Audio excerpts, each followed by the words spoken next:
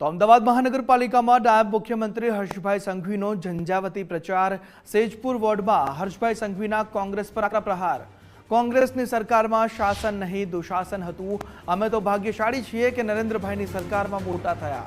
આખી રાત ગરબા રમવા પર કોંગ્રેસીઓએ હાઈકોર્ટમાં પીઆઈએલ કરાવીને ગુજરાતમાં ગરબા નહીં રમે તો શું પાકિસ્તાનમાં રમશે? આ નિવેદન પણ હર્ષભાઈ આપ્યું છે। કોંગ્રેસ પર પ્રહાર સેજપુર વોર્ડમાં કર્યા છે। આ કોંગ્રેસીઓ મેં જાહેરાત કરી કે મારા ગુજરાતના સૌ યુવાનો, મારા ગુજરાતના માં અંબાના ભક્તો આખી રાત ગરબે રમશે। આ કોંગ્રેસીઓને તો દોડી દોડીને એનો બી વિરોધ કરવા માટે હાઈકોર્ટમાં પીઆઈએલ કરાવેલી। એ આ કોંગ્રેસીઓને જવાબ આપવાનો સમય આવી ગયો છે। ભાઈ માં અંબાના ગરબા આખી રાત ગુજરાતમાં ના રમી શકે તો શું પાકિસ્તાનમાં જઈને રમશે?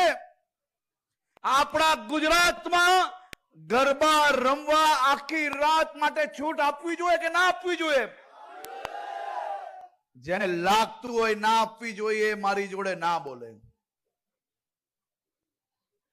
ગુજરાતમાં આખી રાત ગરબા રમવા જોઈએ કે ના રમવા જોઈએ? અને વટથી રમાડ્યા કે નહીં?